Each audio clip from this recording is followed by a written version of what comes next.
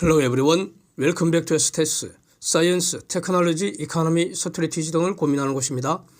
미중 간의 기술 전쟁이 일단 반도체 분야에서 전면적으로 지금 시작이 된 것으로 봅니다. 그 특징은 먼저 공격한 미국이 지금 아무런 조건을 제시하지 않고 있다는 겁니다. 협상을 전제하지도 않고요. 그래서 기한도 정하지 않은, 그래서 무조건 무기한 그 전쟁이 시작된 것이고요. 일단은 반도체 산업 전체를 겨냥해서 무제한 전쟁이라는 겁니다. 이게 지금 진행 중으로 이렇게 평가가 됩니다. 트럼프 시대와는 매우 다릅니다. 예. 이런 가운데 이제 그 중국 내부에서 현재의 미중 그 기술 전쟁에 대응하는 전략을 두고 지금 논쟁이 치열하게 벌어지는 것 같습니다. 베이징 그 칭화대 교수라 그러고 또 중공의 반도체 산업협회 간부라고 하는데 웨이 샤오준이라는 분, 그게 SMPC에 소개된 게 unofficial at the China Semiconductor Industry Association이니까 뭐 간부 정도로 하면 되겠죠. 그래서 이분이 심천의 중공 IC 서밋에서 주장한 내용을 22년 12월 30일자 사우스 차이나 모닝 포스트가 보도를 했습니다. 지금까지 반도체 정책에 전략적 실수가 있었다면서 새로운 전략 구상하자 이러는데 그 요지는 지금까지는 중공이 뒤처진 분야 빨리 따라잡으려고 즉 격차 해소 전략에 몰빵을 했는데 결과는 격차가 더 벌어졌을 뿐이다. 이렇게 스스로 평가를 하면서 이를 수정을 해야 한다. 즉 중공이 잘하는 분야 또는 잘할 수 있는 분야, 그래서 이걸 제가 해석하면은 비교 우위 있는 분야 이렇게 들리는데 이걸 집중적으로 공략을 해서 이 분야에서 압도적으로 앞서가는 전략으로 수정해야 한다. 이렇게 주장을 한 것으로 이해가 됩니다. 그래서 중공이 잘할 수 있는 분야라는 것은 엣지 테크놀로지가 아니고 머티어 테크놀로지 아니겠습니까? 그런데 이런 머티어 테크놀로지라는 것은 중공만이 아니라 누구나 할 수 있는 그런 분야 아닙니까? 갭을 메우는 것에만 몰두하는 것은 전략적 실수다. 지난 수년간 우리가 즉 중공이 부족한 것 따라잡으려고 노력하면 할수록 격차 더 벌어졌지 않느냐. 그러니까 약점 극복하려고 애쓸 게 아니고 강점 더 강화시켜야 한다. 이렇게 주장을 했다는 겁니다. 미국의 공세에 맞서서 중공의 반도체 전략을 철저히 조사를 해서 중공의 약점을 고착화시키기보다는 강점을 더 강화시키는 데 초점을 맞춰야 한다. 예? 이분을 중공 반도체 산업의 아주 대단한 베테랑이라고 이 사우스 차이나 모닝 포스트가 이렇게 소개를 하고 있습니다. 그러면서 이분은 중공 당국이 1조 위안 1,430억 달러 돈을 반도체 산업에 보조금으로 푼다. 이런 말은 자기는 들어보지 못했다. 이렇게 주장을 하고 있습니다. 이 말이 뭔가 하니 22년 12월 13일자 로이터가 보도한 것인데 그 내용은 중공이 자국 반도체 기업을 지원하기 위해서 1조 위안 즉 1,430억 달러 그 돈을 준비를 했다는 겁니다. 그래서 이 돈을 23년 1분기 내에 집행해서 주로 국산 장비 구입 보조금으로 그래서 구입 자금에 대략 한 20%까지 지원을 해준다는 그런 골자였습니다. 이게 나온 배경이 미국은 칩스 앤드 사이언스 법을 통해서 반도체 분야에 527억 달러 플러스 세제 지원 텍스 크레딧으로 한 240억 달러 합계 한 767억 달러 정도 지원하는 그런 효과가 있기 때문에 이제 돈은 돈으로 맞서야 할 테니까 중공도 한 1,430억 달러 정도 푼다. 뭐 이런 뜻입니다. 그래서 이제 로이터가 이렇게 보도를 했기 때문에 저게 맞는지 자기가 아는 그 네트워크를 총동원해서 자 이게 어떻게 된 거냐 이렇게 물어봤더니 아무도 자기도 모른다 이렇게 답했다는 겁니다. 그래서 결국 로이터 보도는 흡이다, 이렇게 근거 없다 이렇게 주장하는 것으로 이렇게 들리는데 근데 로이터 보도도 보면은 독립된 소스 세 군데로부터 확인했다 이렇게 보도를 하고 있습니다. 그런데 말이죠. 제가 보기에는 중공은 원래 보조금으로 먹고 사는 그런 곳 아닙니까 저거? 저분 주장이 사실이거나 거짓이거나 둘 중 하나인데 사실이라 해도 그가 접촉하였다는 사람들이 사실을 알려주지 않았을 수도 있고요. 아니면 저분이 거짓말을 할 수도 있잖아요. 예? 중공이라는 거, 중국 공산당, 이거 원래 저 거짓말 지옥 아닙니까? 거짓말은 공산 마귀들의 전공 필수입니다. 이거 전공 필수. 거짓말에 도사가 되지 않으면은 이 공산 마귀 그 팀에 합류할 수가 없습니다. 예, 겉으로는 보조금 없다고 하면서 몰래 한없이 보조금 지원할 걸로 저는 봅니다. 그래서 주건 말건 관심 없다 이겁니다. 그런데 저분이 말하는 그 전공이 잘하는 분야라는 게 도대체 그게 뭘까? 예? 뭘까? 여기서 그 가령 그 전공 어떤 그 반도체 기업들 제가 임의로 한 몇 개 골라봤는데 주가 그래프 한번 보시면서요. 가령 그 중공의 그 장비업체 중에 나우라라고 있지 않습니까? 나우라. 얘네들은 한 28나노 기술을 확보한 것으로 저는 알고 있습니다. 예. 그 다음에 상하이 마이크로 일렉트로닉 이퀴프먼트 SMEE라고 하는데 요거는 90나노 칩을 지금 주로 만들고 있는 것으로 알고 있습니다. 그 다음에 CGTN이 12월 25일자 보도한 거 저는 아주 재미있게 봤는데 유수라는 스타트업이 있는데 여기서 DPU를 개발했다는 겁니다. DPU, 데이터 프로세싱 유닛. 와, 이건 상당히 의미 있는 겁니다. DPU. 이 DPU라는 게 뭔가 하니 1세대 그 칩이 인텔의 CPU 아닙니까? 그 다음에 엔비디아에서 나온 거 그래픽 처리 장치 GPU가 지금 그래서 가령 뭐 PC나 서버 같은 데 들어가는 CPU는 인텔이 잡고 그래픽 처리는 이제 GPU로 하고 근데 그 다음 세대 third 메인 칩이 바로 DPU인데 데이터 프로세싱 유닛인데 이걸 저 유수라는 스타트업이 개발했다는 것이고요. 거기에 28나노 공정을 사용했다는 겁니다. 그러니까 이게 이제 공정이라는 것은 장비가 뒷받침돼야 되는 거기 때문에 이게 바로 그 중공을 위해서 봤던 그 나우라 그 장비를 사용했다는 의미인지 그래서 이렇게 말씀드려 보는데 그래서 저분이 말하는 그 전공이 잘하는 분야가 이 정도를 지칭하는 것인지 분명하지는 않습니다. 하여튼 간에 그러면 삼성전자하고 ASML은 어떤가?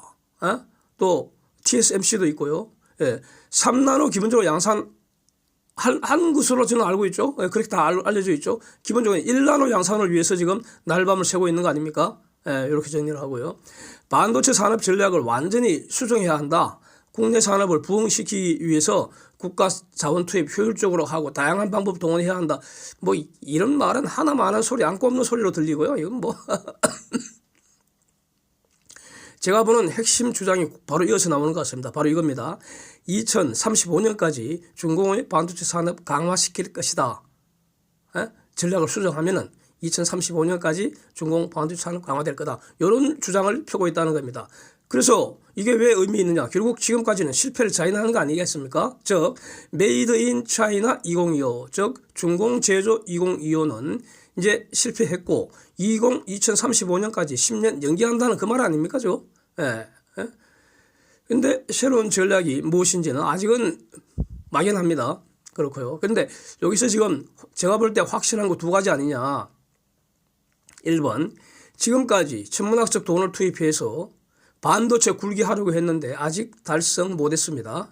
두 번째, 그래서 지금까지와는 다른 방식으로 계속 하겠다 이겁니다. 그래서 과연 방법을 바꾸면 결과가 달라질 것인가? 제가 볼 때는 절대 그럴 일 없을 것 같습니다. 미국과 서방 시장에 접근할 수 있을 때도 이루지 못한 것을 이제부터는 시장에서 아웃되는데 중공 힘만으로는 불가능하지 않겠습니까? 저는 불가능하다에 베팅을 하는 것입니다. 잘하는 분야를 더 잘하게 한다는 그 전략이 성공하기 위해서는 그러면 못하는 분야는 어떻게 해야 합니까? 타인의 도움을 받아야 합니다. 그 타인이 어디입니까? 바로 시장입니다. 시장. 중공을 도와줄 시장이 지금 없지 않습니까? 그렇죠? 아무것도 할 수 없다는 겁니다. 그런데 여기에 대한 대책이 지금 없지 않습니까?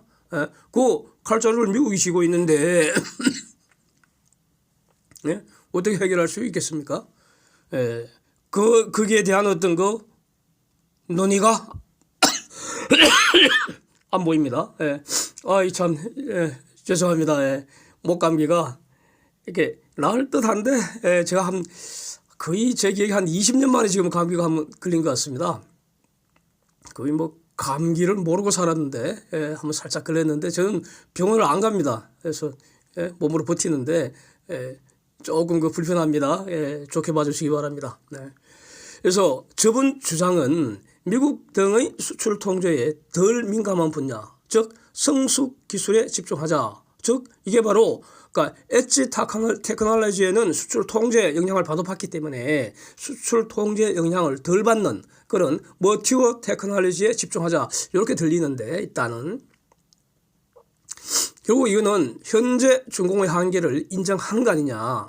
미국이 수출 통제하면 그 극복할 방법이 현실적으로 없으니까 그러면 수출 통제 대상이 아닌 분야 집중 공략하자. 이렇게 이해가 된다는 겁니다. 그래서 이분은 미국이 앞으로 수출 통제를 더 강화할 것으로 전망을 하고 있습니다. 이런 전망은 저와 완전히 일치합니다. 저도 미국의 그 수출 통제 앞으로 더 강화될 것이고 또 반도체뿐만 아니라 메이드 인 차이나 2025에서 전략적으로 선택한 그 분야 다 확대되지 않을까 저는 그렇게 보고 있습니다. 그러나 겉으로는 미국 등의 수출 통제를 피하는 것으로 하면서 뒤에서 모든 수단 총동원해서 수출 통제 돌파하려고 당연히 시도하겠죠. 모르게 하겠죠. 모르게. 그래서 또 이분이 미국의 어떤 그 전략에 턴어라운드, 전환이 있을까? 저는 없을 것으로 보는데 저분도 같은 말을 하고 있습니다.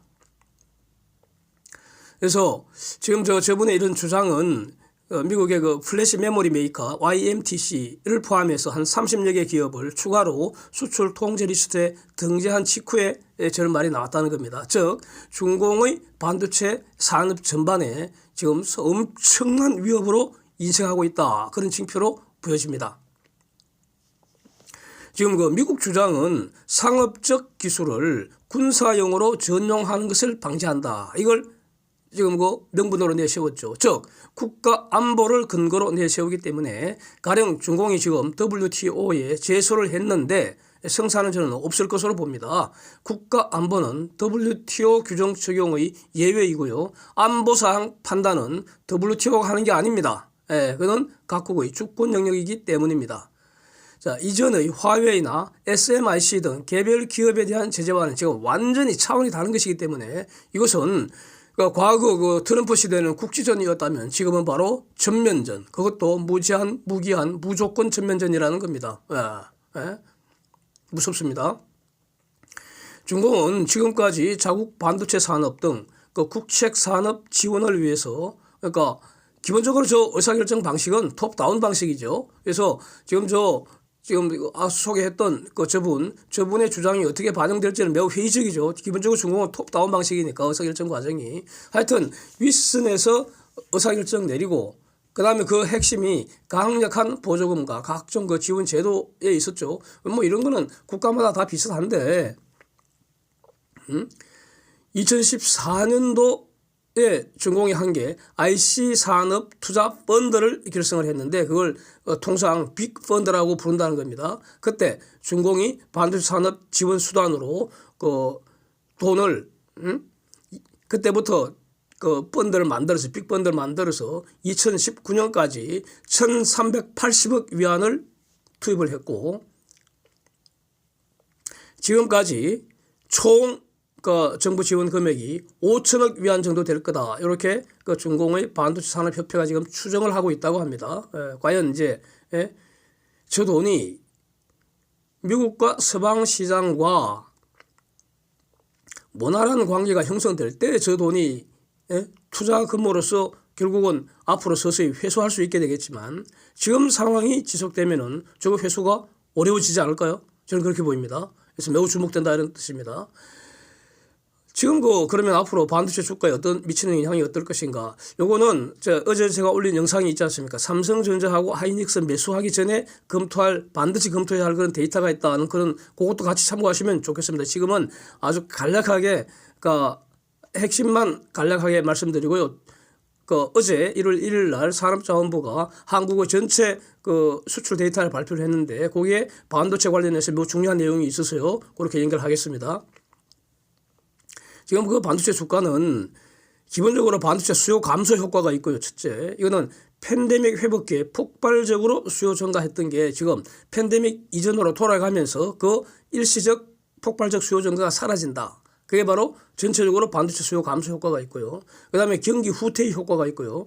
그 다음에 반도체 전쟁의 효과, 이 세 가지가 독자적으로 반도체 주가에 영향을 미치는 거 아니냐 이렇게 보이는데, 아직까지는 시스템 반도체나 장비 업체의 경우에는 뚜렷한 매출 감소, 이익 감소 보고는 아직까지는 없는 것 같습니다. 예, 그러니까 다음 그 분기부터 보고할 때 이제 조금씩 영향을 미칠 것 같은데, 그거는 확인을 해야 한다 이런 뜻이고요. 근데 중공을 대체할 그런 공급망 투자가 어디서 어떻게 이어지는지 요걸 이제 앞으로 주목을 해야 할 것인데, 중공을 대체하는 그런 투자지 딱 떠오르는 게 현재까지는 미국이죠. 미국이 지금 반도체 투자 엄청 하지 않습니까? 그 결국 중공 대체하는 거죠, 뭐.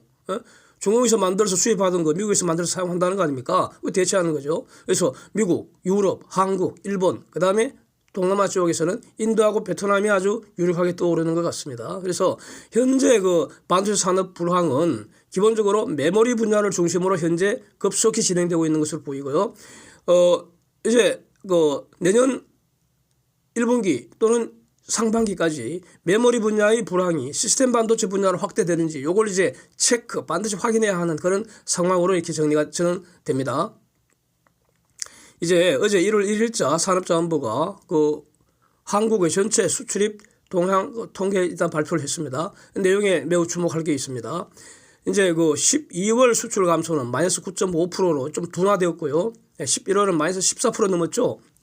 그다음에 무역수지 적자도 마이너스 46.9억 달러로 많이 줄었습니다. 그래서 이 내용은 이미 예상된 내용이라고 저는 보고요. 저는 이렇게 예상을 하고 있었습니다. 둔화될 것이라고요. 그런데 반도체 수출 감소는 마이너스 29.1%로 한국 수출 감소의 주된 요인입니다. 주된 요인. 그런데 이제 수출 지역을 보면은 미국, EU, 중동 등지로 수출은 증가를 하고 있습니다. 그런데 중공 수출이 마이너스 27%입니다. 이걸 종합하면은 중공에 대한 반도체 수출 감소 이어지고 있다. 즉 중공이 반도체 수입 지장받고 있다. 중공은 지금 반도체 고파 죽겠는데 수입하고 싶은데 수입 못하고 있다. 이런 징표 아닌지 저는 여기 주목이 된다는 겁니다. 중공 이외 지역의 수출이 증가한다면 시간이 갈수록, 즉 세월이 흐를수록 중공을 대체한다. 그런 의미가 되기 때문에 이것도 주목된다. 뭐 이런 것입니다. 반도체 종류별로, 즉 메모리냐 시스템이냐 D램이냐 이런 그 분석은 아직 요거는 어저께 그 발표가 안 됩니다. 한 중순경에 이제 별도로 발표가 되죠. 그때 추가로 상세하게 한번 분석해 보겠습니다. Thanks for watching. See you next.